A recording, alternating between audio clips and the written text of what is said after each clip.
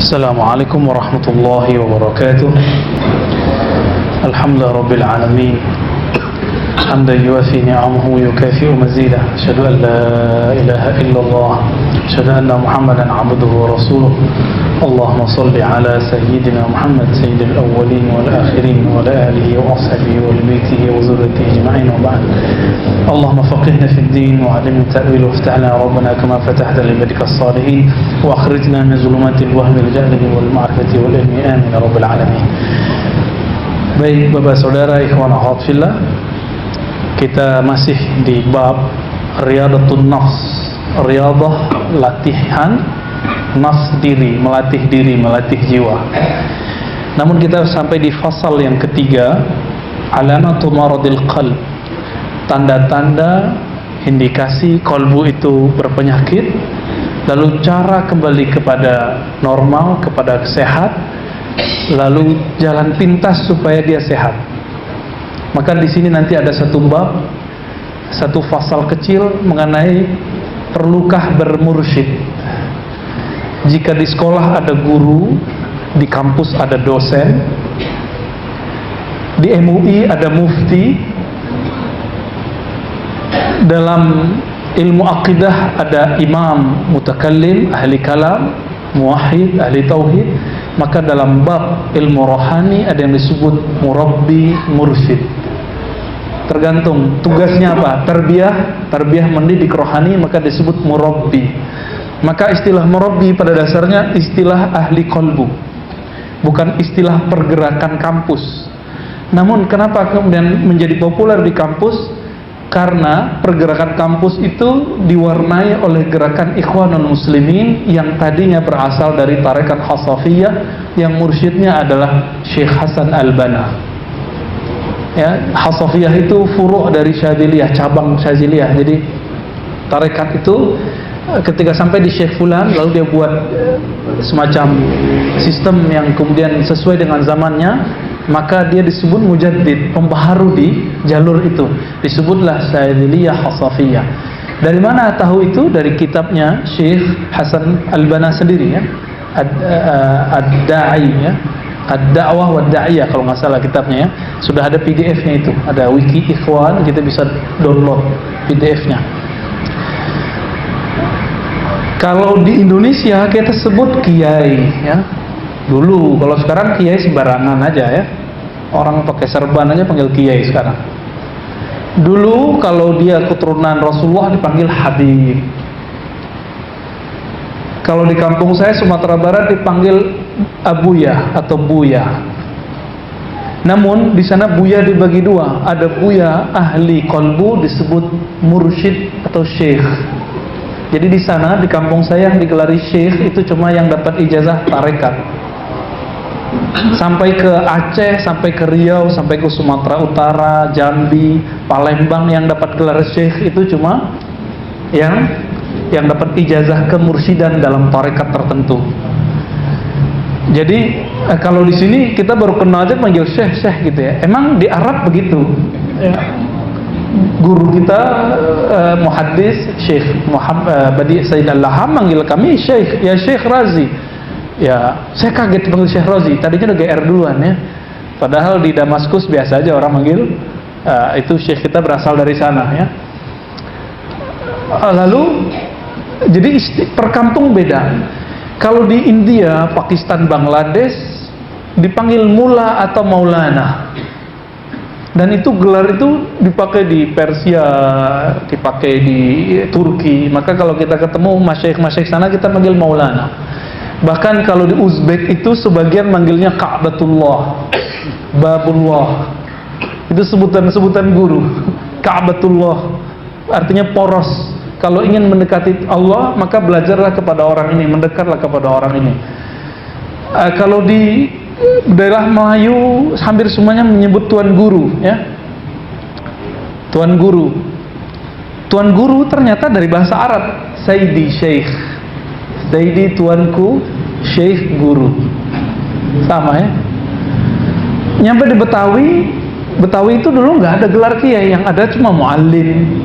Maka dulu ada kita kenal muallim Syafi'i, muallim Azhari, muallim Jauhari, muallim Marzuki, ada namanya Syekh Marzuki, itu keturunan Thailand, tapi udah turunan kesekian, maka dia disebut Syekh Marzuki Al-Batawi As-Siyami At-Thailandi, gitu sebutannya. Saya ketemu nama beliau itu di daftar guru dari gurunya Syekh Yasin. Jadi Syekh Yasin berguru ke ulama Sarawak, namanya Syekh Syekh Yasin punya guru Syekh Marzuki. Syekh Marzuki berguru ke ulama Sarawak, Syekh Utsman Sarawak, ya. Jadi terhubungnya dari jalur itu. Jadi ternyata mereka menyebut ahli hadis Syekh. Nah, dalam tradisi ahli hadis, orang dapat ijazah dah Syekh, ijazah aja, ya. Dan ini beda-beda. Jadi teman-teman semua, ikhwan akhwat fillah, kawan-kawan, perbedaan tempat, beda istilah, ya. Kalau orang selesai disertasi, diuji, gelarnya doktor. Di mana tuh? Di kampus atau di surau atau masjid? Di kampus. S2 magister, ya. Bisa nggak saya belum selesai doktor terus dipanggil doktor, terus dikasih dalam kurung CA, kandidat? Itu bohong, nggak boleh sebenarnya, nggak usah. Maka antum semuanya mursyid, syekh dalam kurung kandidat gitu ya, nggak usah. Untuk apa gelar itu? Kalau memang kita nggak punya, tapi kalau orang nulis ya, kalau perlu kita tegur, saya belum gitu ya. Malu nggak? Saya sebelum dulu doktor ditulis orang doktor, saya malu dipanggil doktor, karena itu bukan makomnya kita. Begitu juga dalam tradisi ilmu rohani. Di ilmu rohani itu juga ada latihannya, ada ujiannya, ada pekerjaan rumahnya, ada disertasinya, tapi bukan disertasinya nulis, tapi nulisnya di kolbu, ujiannya di kolbu. Maka orang-orang yang lolos itu dikasih ijazah sama gurunya. Ijazah itu disebut ijazatul irsyad, ijazah sebagai mursyid. Dikarilah misalnya mursyid, syekh, begitu ya. Nah, jadi nanti akan ada bab di situ. Oke teman-teman, sebelum sampai ke sana, pengantarnya adalah apa kata beliau, Syekh Ibnu Qudamah Al-Maqdisi, yang meringkas karya Imam Ibnu Jauzi. Ibnu Jauzi meringkas Ihya Ulumuddin. Apa kata beliau? Kullu 'adwin khuliqa li fi'lin khas. Semua anggota tubuh ini, anggota batin bahkan, dia punya tugas yang beda-beda. Maka ketika, cara cek organ kolbu saya itu bermasalah nggak?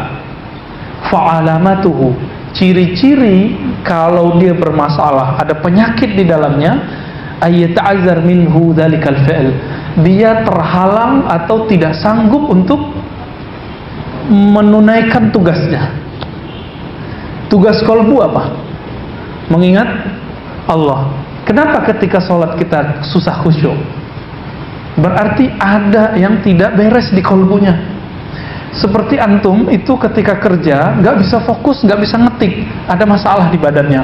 Mungkin badannya nggak sehat, atau pikirannya lagi terganggu, lagi stres. Maka yang harus dilakukan apa? Rehat sebentar. Ada rehat yang bisa dibuat sendiri, ada yang tidak. Kalau sakitnya sudah parah, harus diinap, itu cukup nggak pakai Panadol? Cukup nggak pakai habatus sauda? Cukup nggak pakai ruqyah? Enggak, harus datang ke dokter. Datang ke dokter. Begitu juga ketika kolbu itu sudah berhari-hari tidak khusyuk, mesti cari guru yang bisa mengajarkan khusyuk. Kolbu itu nggak konek-konek zikir kok nggak enak, zikir kok nggak enak, baca Quran kok nggak nikmat. Antum itu udah wajib. Kalau nggak disebut zalim. Nah ini makna dari sini. Kalau tidak, maka ada indikator kalau kolbu itu sudah dikuasai oleh cinta selain Allah Ta'ala. Kolbu yang sehat cintanya cuma kepada Allah, cenderung cuma kepada Allah. Ketika kolbu sudah tidak cinta kepada Allah, maka dia mengalami penyakit-penyakit rohani yang lain. Maka dulu katakan, kita loncat aja kalimatnya, annal insana arafa kulla syai'. Seandainya manusia itu mengenal segala sesuatu, lakin lam ya'rifillah, tapi tidak kenal Allah Ta'ala, ka'annahu lam ya'rif syai'an, sama aja dia dengan tidak kenal sesuatu. Teman-teman semua, Nabi Allah Adam alaihissalatu wassalam, Allah ketika mengatakan wa 'allama Adam al-asma'a kullaha, kami ajarkan semua nama kepada Nabi Adam. Tapi sebelum itu Nabi Adam itu mengenal Allah dulu. Kalau kita kan kebalik, kenal alam dulu baru kenal Allah. Itu namanya metode filosof dan ahli kalam, ahli akidah, ahli tauhid. Melihat alam, melihat teks, melihat tulisan, kemudian ada teori tentang Allah, atau alam ini bukti Allah. Ini beda ahli kolbu dengan ahli akidah. Ahli akidah kita sebut ahli kalam, muslim teologi, teologi muslim, teolog muslim. Mereka buat hujjah-hujjah akliyah, alasan-alasan rasio. Misalnya alam ini ada, pasti ada yang mengadakannya. Siapa yang mengadakannya? Oh, nggak mungkin kamu, nggak mungkin kamu, nggak mungkin kamu, gitu. Akhirnya sampailah kepada Allah. Itu namanya hujjah akliyah. Mengenal Allah tapi bukan dari Allahnya, tapi dari makhluk Allah. Sama dengan kita mau mengetahui suatu makanan, misalnya kita mau tahu namanya, kalau di Betawi minuman apa tuh namanya? Bir peletok. Mau tahu bir peletok, tapi kemudian nggak ada contohnya. Akhirnya kita kasih tahu, bir peletok itu mirip kayak jahe, tapi dikasih pewarna alami dari pohon tertentu misalnya. Rasanya kira-kira begini. Lalu kita ingat, oh kira-kira, oh iya. Akhirnya masuk dalam pikiran, ini yang disebut ma'qul, dapat dicerna oleh akal. Dapat dicerna oleh akal. Teman-teman semua, beda. Ketika antum mau mengenalkan bir peletok sama saya, terus bawa langsung, ini loh Ustaz, bir yang halal, kan aneh tuh, bir kok halal?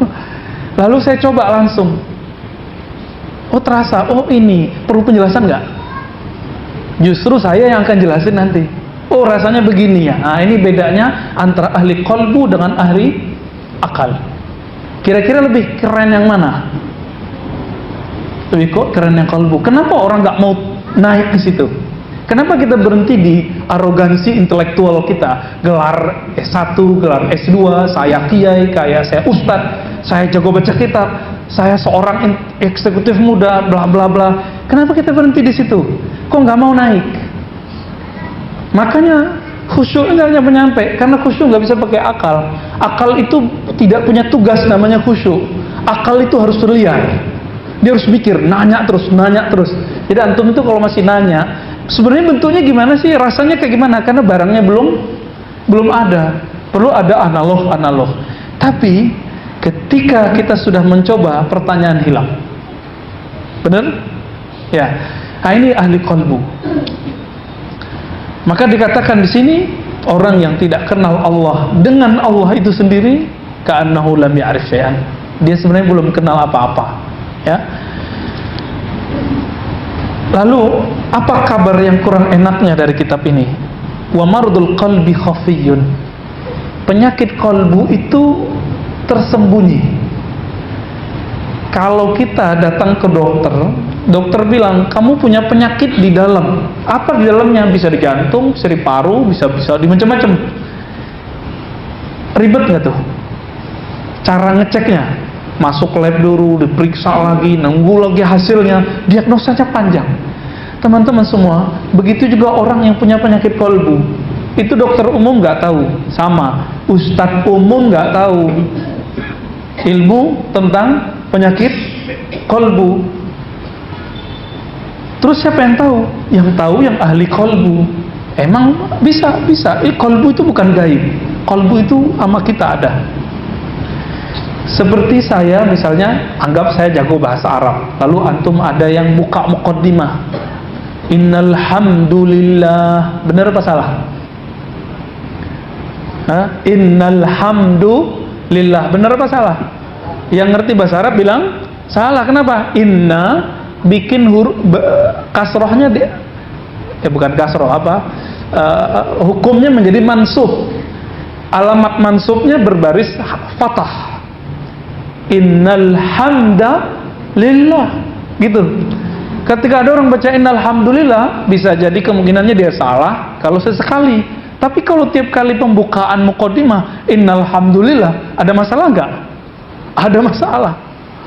Saya dengar seorang syekh, dia ketika membuka doa, ya badi'us samawati wal ard, itu bisa bener kalau dia ngerti nahu. Cuma nahu yang standar dia itu salah, harus pakai ya badi'as samawati wal ard. Tapi kalau nahunya levelnya agak tinggi dikit tuh bisa dibenerin nanti. Bisa dengan bener, tapi harus ada yang berubah dikit. Ya badi'u atau ya badi'un samawati. Ya, samawati itu menjadi objeknya. Namun itu nggak lumrah, ya. Maka teman-teman semua, ketika saya tahu itu salah, orang ini nggak ngerti nih, apakah itu alam gaib? Enggak. Suatu kali saya mimpin sholat, disuruh sama guru saya, mursyid saya punya mursyid, ya. Jangan dikira saya nggak punya mursyid. Mursyid saya bukan buku. Buku itu cuma dalil. Yang nunjukin cara make buku itu namanya mursyid, syekh. Quran itu dalil. Cara yang ngajarin baca Quran disebut guru ngaji. Apa? Guru ngaji itu guru membaca. Kalau untuk membaca yang zahir mesti ada yang gurunya. Masa untuk membaca yang batin gak ada gurunya? Oh, nggak usah pakai mursyid. Ini zaman kita bisa akses pakai digital. Ya suka-suka kamu lah, ya. Tapi logikanya sudah nggak jalan. Kenapa? Untuk membaca yang zahir mesti ada guru. Masa untuk membaca yang batin nggak ada guru? Berarti nggak ghair ma'qul, ya. Dia nggak rasional. Saya mimpin sholat, waktu itu sedang seneng-senengnya irama Syekh Al-Ghamidi. Syekh Al-Ghamidi, ya, enak nggak suaranya? Oh, enak sekali. Ya, beda-beda tipis lah sama suara imam kita tadi, ya. Suara imam kita kan juga enak. Mana imam kita? Wah, alhamdulillah. Ketika saya asik dengan suara, asik, lalu ada terbersit sebentar, set. Apa yang terbersit? Suara gue bagus juga nih, gitu. Terbersit set, sebentar aja, lalu saya lawan, tapi nggak bisa ngelawannya, keasikan. Akhirnya selesai sholat, guru saya tegur, sholat itu jangan riya, baca itu karena kamu di hadapan yang menurunkan Quran itu sedang memandangmu, sedang mendengarmu. Bergemetaran juga gitu-gituin, ya. Hilang tuh, ya. Semenjak saat itu kalau mimpin sholat nggak ada lagi perasaan-perasaan mau didengar orang, mau dibilang bacaannya kayak Syekh Syekh Al-Ghamidi, kayak sudis, udah hilang. Cukup ditampar dengan kata-kata sekali, maka ghadabus syekh, ketika guru mursyid itu marahnya itu berkah. Jangankan itu, ya, Allah yarham Syekhuna Ali Mustafa Yaqub, ahli hadis Indonesia. Saya dulu disuruh nulis makalah pendek berbahasa Arab. Itu first time, ya, awal pertama kali saya menulis dalam bahasa Arab. Tahun berapa saya lupa, ya. Tulis karena muhadarahnya dalam bahasa Arab. Terus saya tulis, tapi kalau nulis waw dalam bahasa Arab tuh waw harus digabung sama kalimat setelahnya, dipepet, spasinya nggak ada. Karena kita baru ngerti malam itu juga, saya nggak pakai attitude itu, ya. Kita ajukanlah ke Kiai Syekh Ali Mustafa Yaqub. Itu makalah cuma dilain bentar langsung dibanting. Walaupun yang dibanting itu kertas, tapi jantung saya sampai sekarang itu ingat. Maka sampai sekarang alhamdulillah kalau nulis berbahasa Arab lancar. Kenapa? Jadi ketika guru itu marah, dia bentak kita, dia pukul meja, itu yang terpukul adalah rohani kita bangkit. Maka teman-teman semua ingat, ini perkataan ahli hadis yang dipakai oleh semua ahli mazhab, ahli aqidah, dan ahli zikir, ahli tarekat. Apa kata ulama masyaikhul sunnah, masyaikhul hadis? Isbir ala jafa'is syekh. Salah satu adab berguru adalah sabarlah terhadap sikap keras dari seorang guru. Kadang guru kita keras, jangan langsung mencela-mencela. Wah, ini guru kita emosional, berarti bukan mursyidku, pergi. Nanti ketemu guru lagi, pergi, begitu, ya. Imam Junaid nguji muridnya tahu nggak dengan cara apa? Dengan cara menanyakan hal-hal yang nggak pantas.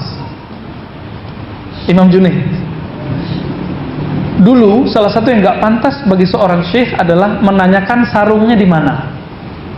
Aina izari? Di mana sarungku? Nanya gitu doang nggak pantas, karena masih zaman salaf, itu zaman sensitif. Udah nggak pantas, sama kayak nanyakan di mana celana dalamku, gitu sama. Ya, sekarang begitu modelnya. Pantas nggak nanya ke orang begitu? Oh, punya kita kok nanya ke orang. Langsung pada bubar. Muridnya ada sekitar 40 bubar semua. Maka beliau tahu, oh ini bukan, dia itu simpatisan, bukan muridku. Jadi murid itu terbagi dua. Nah, kalau mau cari guru, kita pandang dulu diri kita. Murid terbagi dua. Ada murid yang shadiq, murid yang jujur, yang serius, yang sungguh-sungguh, disebut murid yang shadiq. Yang murid ini dia mewarisi sifat Abu Bakar As-Siddiq dan Khuzaimah ibn Thabit, sahabat Rasulullah.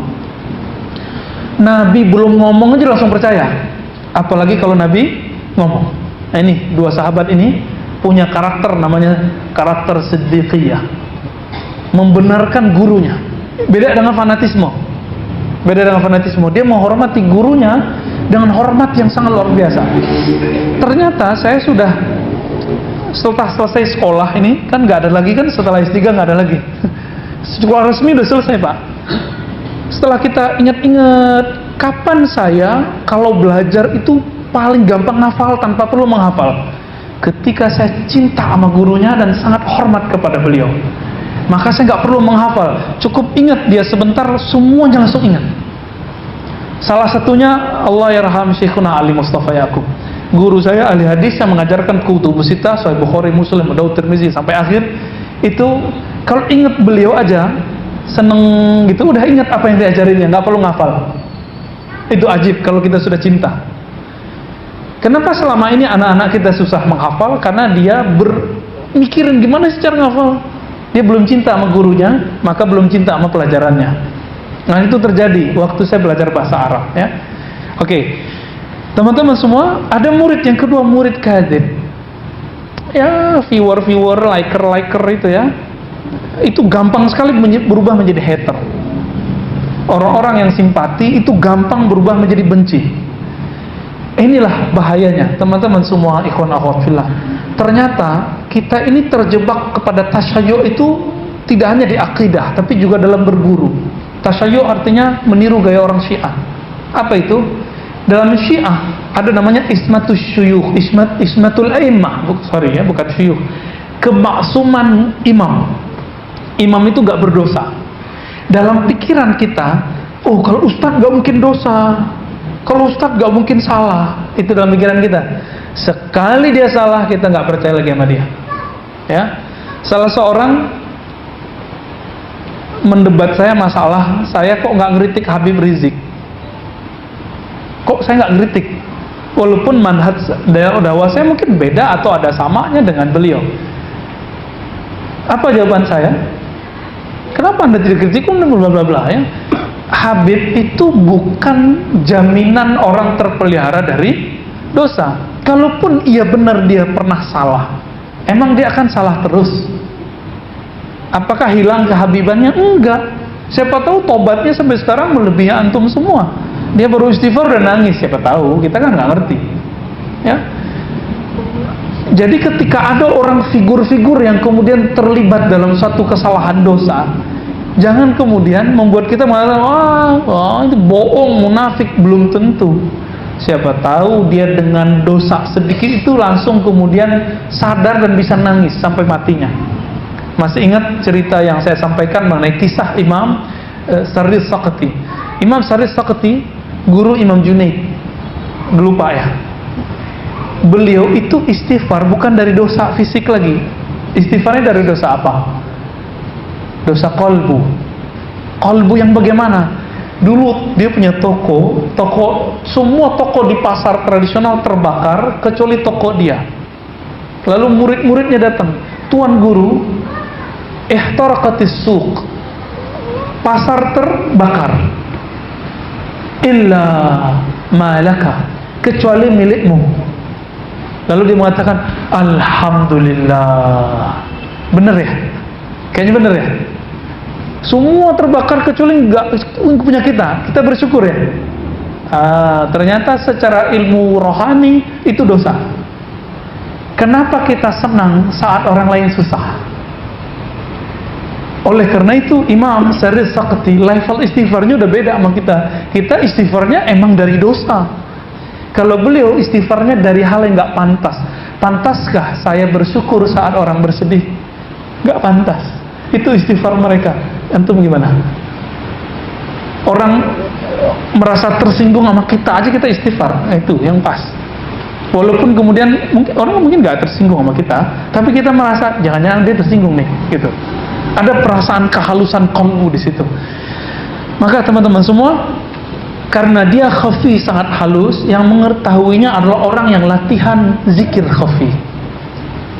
Yang mengerti bagaimana rumitnya urusan qalbu hanyalah orang-orang yang melatih qalbu.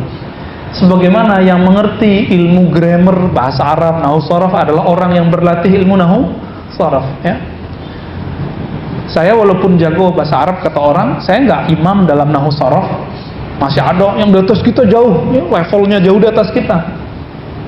Tapi minimal untuk syarat membaca dan syarat untuk mengeluarkan fatwa, walaupun saya belum berfatwa, itu kita sudah pakai, udah punya gitu. Tapi kalau akan menjadi seperti imam ahli bahasa yang bernama Imam Sibawayh, kita nggak nyampe. Ya. Coba, semua lafaz di Quran itu bisa dijelaskan gramatikalnya. Saya alhamdulillah bisa, insya Allah. Tapi tidak sedalam orang-orang yang kemudian sudah sekian tahun ngaji kitab tertentu. Alfiyah, kita kan ngaji alfiyahnya sekali dua kali doang. Mereka ada yang sudah hafal bolak-balik. Itu akan beda. Maka yang ahli nahwu sharaf adalah orang yang lama pakai itu. Begitu juga teman-teman semua, orang yang ahli qalbu adalah orang yang berlatih qalbu setiap saat. Latih qalbu, latih qalbunya. Dan kerja qalbu apa? Ala bidzikrillah tatmainnul qulub. Kerja qalbu hanya zikrullah. Kerja qalbu cuma zikrullah, ya. Kalau qalbunya zikir, maka akalnya akan terang. Maka saya menemukan cara cepat untuk orang cerdas. Itu adalah qalbunya beresin, nanti hafalannya kuat. Qalbunya beresin, nanti kecerdasannya naik. Semenjak saya belajar zikir qalbu, selalu juara Pak waktu sekolah. Belajar zikir qalbu umur 12 tahun, tapi habis itu kemudian ikut aliran macam-macam, ya, kiri kanan. Namun zikirnya mau gak mau kepake gitu. Ketika baca subhanallah, maksurat pagi sore, itu zikirnya kepake. Walaupun saya mulai membid'ahkannya misalnya, tapi otomatis rasanya muncul. Apa akibatnya? Efeknya belajar teks itu gampang, ngafal itu gak susah. Kayaknya dunia itu lapang, itu gak ada kepanikan, ya. Baik. Pernah ngelihat hasil medical check up itu, ya, MCU ya namanya. Kalau antum yang lihat ngerti nggak? Enggak. Ada di situ gelombang otak, gelombang jantung gitu ya. Ngerti nggak tuh? Saya nggak ngerti. Padahal saya dokter. Tapi kan saya bukan dokter, ya kan? Yang ngerti siapa? Dokter. Dokter apa? Dokter jantung atau dokter bedah atau sejenisnya yang mengerti ilmu itu. Kenapa saya nggak ngerti? Karena emang bukan kerjaan saya, bukan ilmu saya itu.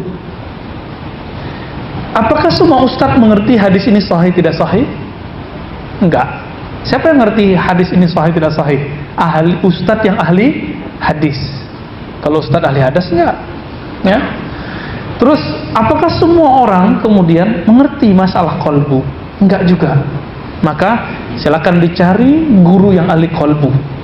Nanti dia akan menunjuki cara ngobatin qalbunya.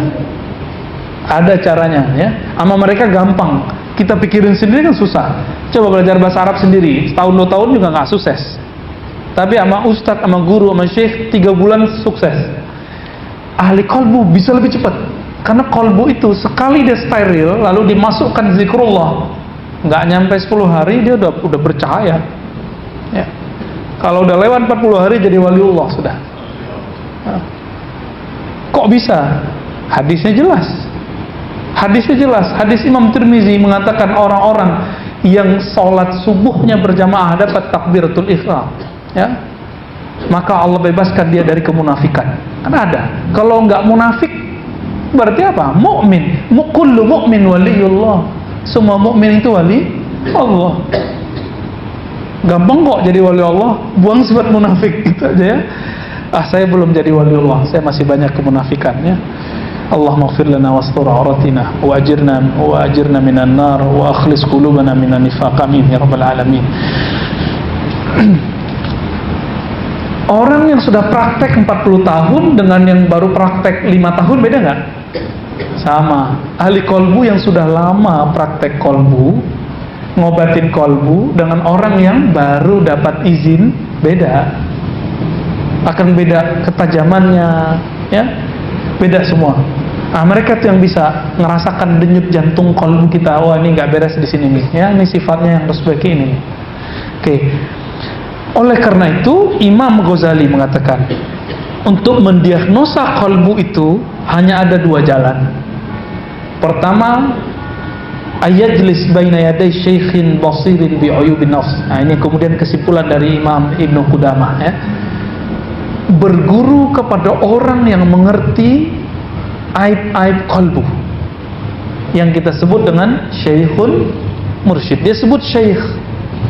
Kitab ini menunjukkan bahwa berguru itu sesuatu yang wajib. Wajib berguru untuk ilmu kolbu itu wajib. Jadi bagi saya nggak sunat lagi berguru ilmu kolbu. Kalau kita sakit berobat wajib nggak? Kalau kolbu sakit, masa berobat kolbu nggak wajib? Kan nggak adil. Oke, jadi cari guru kolbu, nanti dia akan obati kolbu kita. Kalau masalahnya kita nggak ngerti ini sunnah bid'ah, belajar ke ahli fikih, ya. Nah, ini kita ulang-ulang terus sehingga ini masuk ke alam bawah sadar kita. Ini untuk mengingatkan orang-orang yang mengatakan tidak usah berguru, langsung aja ke kitab dan sunnah. Itu kalimat yang tidak benar. Karena yang mengerti kitab sunnah itu guru bukan? Guru. Langsung aja ke buku hadis sahih mengenai zikir pagi, sore, dan petang. Ya nggak bisa. Emang Nabi zikirnya begitu? Belum tentu kan? Susunannya seperti itu dari Nabi. Itu kan susunan dia aja, orang-orang yang nulis buku itu. Oke. Kalau nggak ketemu gimana? Misalnya kita nggak ketemu nih guru, belum dapat atau belum serot nih, lagi nyari guru. Maka carilah teman yang bisa menegur sifat buruk kita. Jadi ternyata teman-teman semua, yang disebut sohib, orang yang berhak dijadikan sahabat, itu bukan yang muji-muji kita. Tapi sahabat terbaik itu orang yang berani negur dan nasihatin, walaupun pahit. Selama ini yang menurut kita teman siapa? Orang yang muji, giliran senang dia datang. Cek nanti ya. Ketika kita terpuruk, dia masih ada nggak sama kita? Kalau dia nggak ada, dia bukan teman. Ketika kita terjebak salah, lalu dia ingetin, ini sahabat kita bener ini. Kalau nggak ketemu mursyid, carilah sahabat yang seperti ini. Namun ketemu sahabat begini gimana? Susah nggak? Kayaknya susah ya. Ciri-ciri antum bisa jadi sahabat, kawan, tidak membicarakan keburukan kawan di belakang. Udah level itu belum? Kalau sudah level itu, antum paling berhak menjadi asisten syekh ini, ya, walaupun gak ketemu mursyid, dia bisa menjadi khalifahnya, ya. Apa kata Sayyidina Umar radhiyallahu ta'ala anhu? Ini level Umar loh ya. Rahimallahu mra'an ahada ilaina uyubana. Sungguh dapat rahmat Allah, beruntunglah orang-orang yang menunjuki kami, mengajak kami, mengajarkan kami, mengingatkan kami aib-aib kami. Maka bermursyid menurut saya itu wajib ya. Kalau kita ketemu dokter, cuma dinasehatin atau dikasih obat? Dikasih obat nggak? Nah, mursyid itu bedanya sama ustadz di situ. Ustadz itu pinter ceramah, tapi kalau mursyid nggak pinter ceramah biasanya. Ada yang pinter ceramah, ada yang nggak. Maka dia akan kasih obat. Nih, amalkan ini, atau dia akan tunjukkan cara mengobati diri. Itu yang disebut resep obat dari mursyid. Maka Imam Abul Hasan Syadzili dinukil oleh Abul Abbas Al-Mursi, kemudian diulang lagi Ibnu Athaillah Sakandari. Apa kata mereka? Syekhuka, gurumu itu bukan yang nyuruh-nyuruh kamu banyak amal, zikir 1000, bukan. Gurumu yang jika dia suruh kamu bahkan lebih dari 1000, 2000 terasa ringan bagimu. Itu berarti guru kita. Jadi kalau kita masih mikir nih banyak amat, berarti kita belum ketemu orang yang bakal jadi guru, atau kita belum kenal sama diri sendiri. Maka teman-teman, Kalau ketemu ahli kolbu, pasti dia akan ngasih itu. Namun ahli kolbu ini sama kayak dokter, ada yang ketat, ada yang tidak ya. Imam Sya'rani menyebutkan beberapa jenis-jenis gurunya. Ada gurunya itu sampai meninggal cuma punya murid yang dia talqin zikir satu doang, Pak. Ada guru, kata Imam Sya'rani, yang dia baru ngangkat muridnya, itu siapapun yang ketemu langsung dia terima. Oh, itu beda lagi tuh. Ada guru yang pertengahan ini, kalau mau berguru sama dia dibuat semacam dua model. Ada simpatisan tadi, ada yang empati. Ada yang cuma ya datang ngambil berkah, ada yang betul-betul ingin mengambil ilmunya. Maka orang-orang yang mau level 2 ini biasanya dikasih zikir-zikir latihan ujian. Kalau dia lolos baru dia diangkat jadi murid. Nah, ini yang level 2 nih. Ini yang bagus, yang level 2 yang bagus. Tapi yang level pertama itu lebih keren. Dia cuma ngangkat satu murid, yang diangkat pasti langsung jadi waliullah. Ya, karena dia yang ngeliat, wah ini nggak bisa nih, ini nggak bisa, ini nggak bisa, ini gitu. Cuma sayangnya syekh-syekh begitu, nanti muridnya nggak banyak dan bisa-bisa ilmunya habis.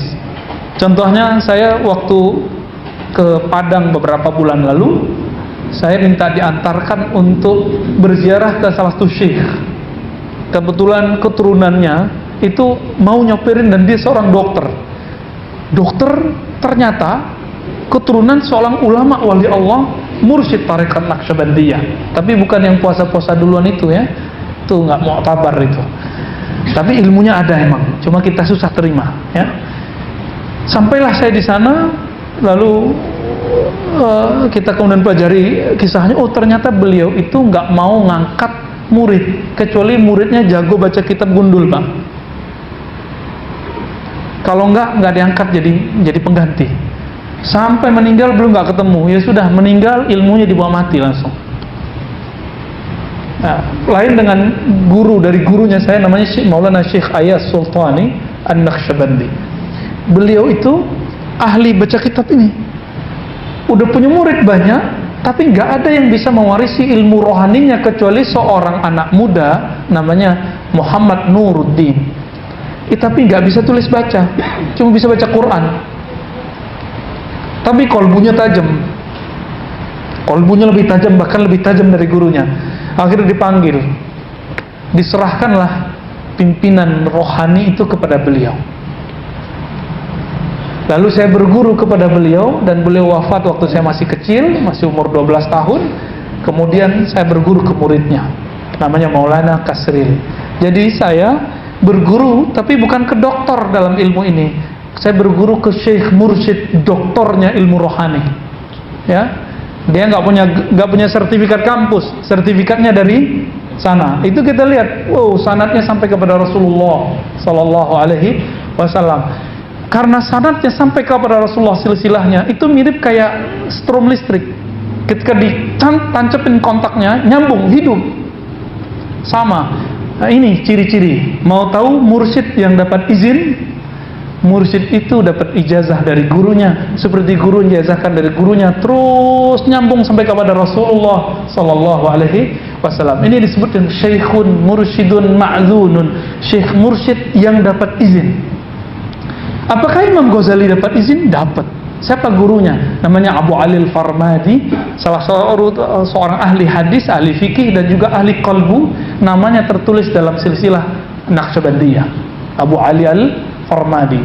Silakan buka kitab Al-Maqsad Al-Asma. Di bagian belakang beliau menyebutkan nama gurunya itu. Syarah Asmaul Husna sudah diterjemah ke bahasa Indonesia. Silakan baca buku itu, nanti antum ketemu. Di sini saya mengkritisi pendapat sebagian dosen saya di UIN yang mengatakan apa dulu? Ghazali itu nggak bermursyid, itu bohong ya. Kamu tidak tahu, jangan buat klaim. Kadang-kadang begitu. Jadi level ilmiah kampus pun dia nggak tahu, dianggap sebuah teori. Apalagi yang nggak ilmiah, korban hoax ya. Aduh, udah kacau udah ya. Suka nyebar kepalsuan. Baik, jadi teman-teman semua, apakah perlu bermursyid? Perlu, bahkan wajib. Apa ciri-cirinya? Ciri-ciri guru yang bisa membimbing kita kepada Allah, ciri-cirinya sederhana. Dia nggak mesti berkopiah kayak saya, begini ya, berjubah, nggak mesti. Tapi dia dapat izin dari gurunya terus sampai kepada silsilah Rasulullah. Ya. Suatu kali ini sebagai penutup, satu kali guru saya menceritakan ada seorang anak muda diangkat menjadi mursyid oleh guru sebelah tarekat yang lain. Tapi si mursyid muda ini ketika ngajar zikir nggak ada efek kepada muridnya, nggak ada rasa bergetar kalbunya. Itu kalau zikir nyambung kepada Rasulullah, maka ayat surat Al-Anfal kena. Idza dzukirallahu wajilat qulubuhum. Jika disebut nama Allah, kalbu bergetar. Bergetar itu bukan maknanya orang azan terus kita terpanggil ke masjid, itu beda lagi. Itu bukan bergetar, itu namanya terpanggil. Bergetar itu wajilat. Sebut nama Allah, ya, itu ada getarannya. Dan itu bisa bikin merinding semua tubuh ini. Disebut taqsya'irru minhu juludul ladzina yakhshawna rabbahum. Dalam surat Az-Zumar ayat 23. Bahwa merinding itu benar, bukan dari syaitan. Ya. Ada orang yang karena merinding itu pingsan, ada kalau nggak kuat. Imam Hasan Al-Basri dibacakan surat Al-Hadid ayat 16, pingsan, merinding dia karena dibacakan ayat ingat Allah, pingsan. Bisa begitu? Iya. Itu disebut dalam bahasa ilmu qalbu fana. Ya. Dia disebut apa? Fana. Fana itu ketika sifat kemanusiaannya tenggelam, habis. Pada Nabi Musa itu terjadi ketika Nabi Musa minta bertemu Allah, diperlihatkan Allah, pingsan kan Nabi Musa. Kalau bahasa kita pingsan, tapi dalam bahasa qalbu enggak. Dia disebut dengan fana, ekstase. Dia mengalami suatu kondisi yang sangat nikmat sekali. Jadi kalau mau cari guru, kita tutup dengan sebuah hadis ya. Suatu kali Nabi SAW ditanya, Man awliyaullah. Hadis Imam Abu Nu'aim, hadisnya Hasan. Siapakah yang disebut wali Allah wahai Rasulullah? Berarti kalau kita terjemahkan, siapakah yang dapat membimbing hatiku kepada Allah? Siapakah wali Allah itu kan kekasih Allah? Siapakah yang bisa membimbing qalbuku untuk mencintai Allah? Apa jawaban Nabi? Jawabannya sederhana. Man idza ru'u dzukirullah. Guru, mursyid, wali Allah itu bukan yang bersertifikat doang, bukan yang bergelar, bukan yang berjenggot, yang berserban, bukan. Siapa mereka? Mereka adalah orang yang jika kita pandang dia, kita ingat dia, kita kenang dia, memandang, melihat dan mengenangnya membuat kita zukirallah, membuat kita ingat kepada Tuhannya, yaitu Allah Ta'ala. Kalau antum sudah punya guru begitu, jangan lepaskan dia. Ngaji terus kepadanya, ambil zikir kepadanya, latih kalbu. Itu mursyidnya. Sudah ketemu belum? Kalau udah, jangan dilepas. Minta talqin zikir kepadanya, ya, biar nyambung kepada Rasulullah SAW. Karena yang dapat syafaat nanti cuma orang yang nyambung zikirnya kepada Rasulullah. Kita sebut ijazah talqin, sanad zikir. Jadi talqin itu bukan untuk orang sakaratul maut doang. Laqinu mautakum la ilaha illallah. Talqinkan mauta. Apa arti mauta? Kata Ibnu Rif'ah, orang yang bakal mati, orang yang sedang sakaratul maut, orang yang telah mati. Kita udah sakarat belum? Berarti kita yang mana? Yang bakal mati. Maka antum wajib belajar la ilaha illallah. Kalau belum belajar la ilaha illallah, nanti susah pada sakaratul mautnya. Nggak bisa diajak keluh, nggak bisa diajak. Nah, maka salah satu dari kakek saya, nenek saya ya, itu ketika dia sebelum wafat dia bilang ke mbah saya itu, dia bilang, kalau aku sakarat nanti kamu sudah lihat tanda-tandanya, tolong ingatkan aku, kasih tahu. Masih ingat nggak zikir yang diajarkan tuan guru? Gitu doang, Pak. Tuan guru, dia ingat gurunya, ingat zikrullahnya. Ini yang disebut dengan rabitatul mursyid, rabitah ruhiyah, menghubungkan kalbu, cinta kalbu kepada guru, lalu dia sampai kepada cinta kepada Allah Ta'ala. Semoga kita bertemu guru yang begitu sehingga kita sampai kepada Allah. Allah tutup aib kita semua, amin rabbal alamin. Sallallahu ala nabiyina Muhammad. Assalamualaikum warahmatullahi wabarakatuh. Lanjut tadi. Oke.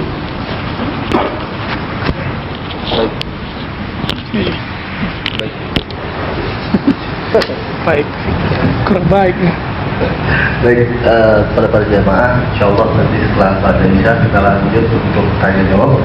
Jadi kami himbau kepada para jamaah untuk tetap berada di masjid dan tidak dibayar. Terima kasih. Assalamualaikum.